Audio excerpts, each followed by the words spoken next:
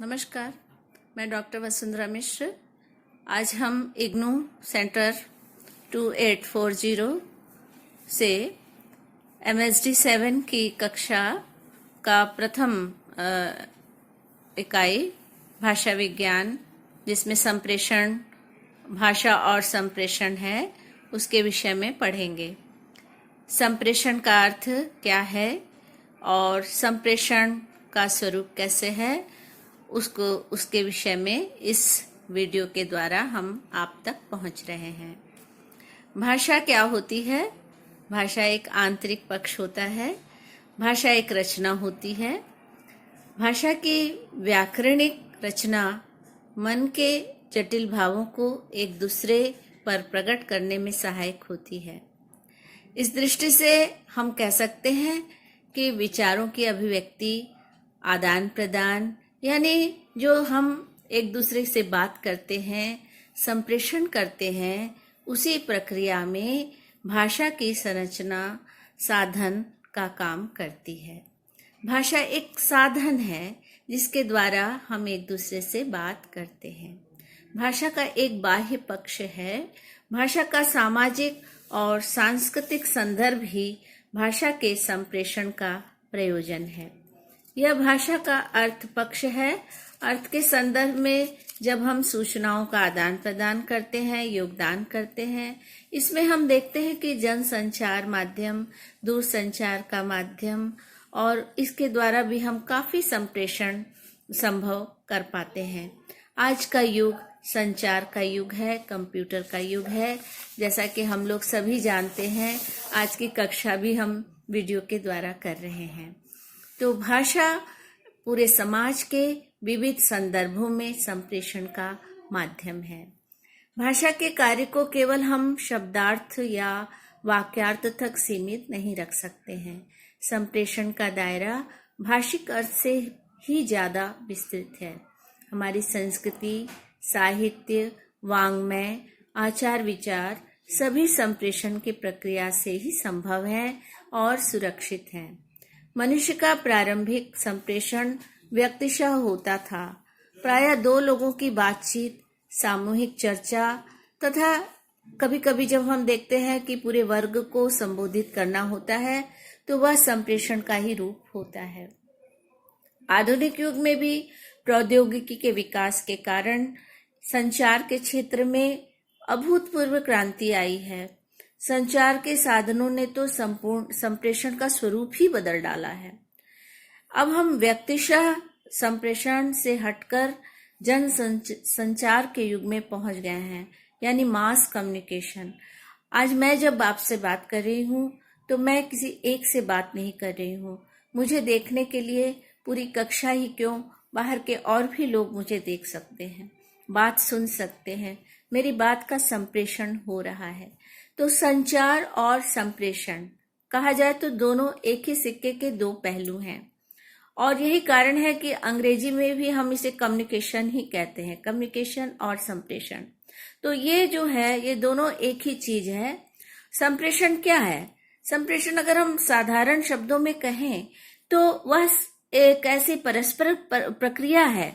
संप्रेषण एक ऐसी परस्पर क्रिया है जिसमें एक पक्ष संदेश का संप्रेषण करता है, दूसरा पक्ष उस संदेश को ग्रहण करता है। तो संप्रेषण हर जीवित प्राणी धर्म का गुण धर्म है, क्योंकि बिना संप्रेषण हम बिल्कुल ही अलग हो जाएंगे। जैसे चींटियां होती हैं, वे भी अपने गंध के द्वारा अपने शत्रु को, अपनी खाद्य सामग्री को और अपने प्राणियों के शिकार आदि के लिए वो अपना गंध का उपयोग करती हैं। उसी प्रकार हम देखते हैं मधुमक्खियां हैं, वो अपने नाच के द्वारा करती हैं। घोड़ा है, कुत्ता है, आदि जानवर भी अपने अपने माध्यम से अपना संप्रेषण करते हैं। लेकिन संप्रेषण जो है, इनका कथ्य और परिवेश और काल की दृष्टि से अति सीमित है, क्योंकि ये जानवर हैं। इनके मुकाबले मनुष्य जो है वह अपनी भाषा में सबसे उन्नत है, और उसके अंदर एक जटिल संप्रेषण व्यवस्था है जो काल के परिवेश की सीमाओं से भी बाहर बहुत जटिल है, और वह उसका प्रतिपादन बड़ी सक्षमता से करता है। तो भाषा की वस्तु के संदर्भ में अगर हम बात करते हैं तो उसके सामाजिक सांस्कृतिक पक्ष पर भी विचार करने की आवश्यकता है और उसकी जटिलता के बारे में भी, उसकी रचना पक्ष के बारे में भी हमें समझना होगा। तो जैसे हम कहते हैं कि मानव के संदर्भ में संप्रेषण कैसे होता है, तो मानव के संदर्भ में हम देखते हैं कि मनुष्य दो प्रकार से संप्रेषण करता है। पहला भाषिक संप्रेषण और दूसरा लिखित संप्रेषण या भाषा इतर संप्रेषण। तो भाषिक संप्रेषण तो मौखिक और लिखित में है, लेकिन जब भाषा इतर संप्रेषण करते हैं तो उसका संकेत भी आ जाता है, हाव भाव आ जाते हैं, और ये दोनों ही संप्रेषण जो है वह एक दूसरे के पूरक होते हैं। इसी तरह से मानव के जो संप्रेषण का एक और अन्य आयाम की बात अगर हम करते हैं तो वो है स्थानापन्न संप्रेषण। जैसे मूक और बधिर है हमारे समाज में, तो वो अपने संकेत लैंग्वेज जो होती है, भाषा साइन लैंग्वेज के द्वारा अपनी बात करते हैं। इसी प्रकार व्यापारी हैं तो वो अपनी सीक्रेट गोपनीय भाषा में बात करते हैं। आप सुनते होंगे जैसे 2 खोखा दे दीजिए, या कोई इस तरह की कोई सांकेतिक भाषा रहती है, तो ये इसको संकेत में ही व्यापारी लोग अपना प्रकट करते हैं। उसी तरह हमारी जो भाषा है उन्नत संप्रेषण व्यवस्था के द्वारा हम विचारों का आदान प्रदान करते हैं, समाचारों का आदान प्रदान करते हैं, शिक्षा में आदान प्रदान करते हैं, प्रशासन में करते हैं। ऐसी कोई भी जगह नहीं है जहां पर संप्रेषण की आवश्यकता न हो। तो भाषा के द्वारा ही हम संप्रेषण करते हैं, और भाषा विचारों के आदान प्रदान का माध्यम है। तो भाषा के जब हम इस्तेमाल करते हैं उस समय वक्ता और श्रोता ये जरूरी है, ये 2 पक्ष जरूरी है, क्योंकि अकेला व्यक्ति बात नहीं कर सकता, दीवालों से बात नहीं होती है। तो वाक व्यापार जो है वो परस्पर व्यापार का आधार बनता है। अपेक्षित व्यवहार परिवर्तन ही भाषिक संप्रेषण का लक्ष्य होता है। संप्रेषण का संदेश इसी लक्ष्य की पूर्ति में व्यक्त होता है।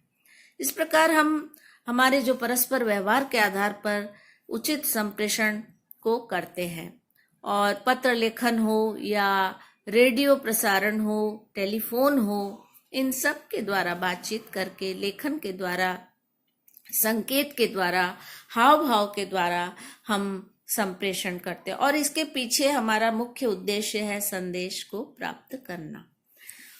अगर हम संप्रेषण के स्वरूप की बात करें तो संप्रेषण जो है वो हम फ्रेडरिक विलियम्स ने 1984 में 5 तरह से हमें संप्रेषण का अध्ययन करने की बात बताई है कि संप्रेषण का सबसे प्रमुख जो उपभोक्ता होता है वो मनुष्य है, क्योंकि मनुष्य ही है जो संप्रेषण करता है और उसका विस्तार करता है। इस प्रकार से भाषा विज्ञान के विविध रूप इस अध्ययन के क्षेत्र में आते हैं। संप्रेषण में सामाजिक संदर्भों की भी चर्चा होती है। व्यक्तिगत संप्रेषण जैसे चिंतन, उसके बाद व्यक्तिशः संप्रेषण जैसे वार्तालाप, समूह, संगठन तथा सार्वजनिक स्तर पर भी संप्रेषण करते हैं। इसी प्रकार उसके प्रकारों और प्रभाव की चर्चा भी करते हैं। हम संप्रेषण की वस्तु क्या है यह भी चर्चा का विषय है। संदेश संप्रेषण का केंद्र बिंदु है, यह भी हमें देखना चाहिए कि संप्रेषण में संदेश का क्या स्थान है। इसी प्रकार से जो दूसरी बात है कि व्यवहार की जीवंत प्रक्रिया का अध्ययन कर सकते हैं संप्रेषण में। जैसे बातचीत है, रेडियो प्रसारण है, उसकी विभिन्न जो स्थितियां हैं, स्रोत क्या है, माध्यम क्या है, संदेश क्या है, प्राप्तिकर्ता क्या है, आदि दृष्टियों से उनमें अंतर होता है, लेकिन हम लोग उसके द्वारा संप्रेषण कर सकते हैं। बहुत सारे तरीके हैं। तो यह बात तो आपके सामने स्पष्ट हो गई कि वक्ता एक होना जरूरी है, और किस माध्यम से हम उसको संदेश दे रहे हैं तो एक श्रोता होना जरूरी है। तो वक्ता और माध्यम और श्रोता, और हम क्या दे रहे हैं माध्यम के द्वारा? संदेश। यही इसका एक लक्ष्य है और यही हमारे संप्रेषण का उद्देश्य है। तो आज हम अब इस चर्चा को यहीं पर समाप्त करते हैं और फिर हम दूसरे वीडियो में आपको संप्रेषण के भाषिक पक्ष, भौतिक पक्ष और सामाजिक पक्ष के विषय में अपने विचारों को इंगित करेंगे और विचारों पर चर्चा करेंगे। और अगर आपको किसी भी प्रकार की के प्रश्न पूछना है या जिज्ञासा है तो आप मुझसे संपर्क कर सकते हैं। धन्यवाद।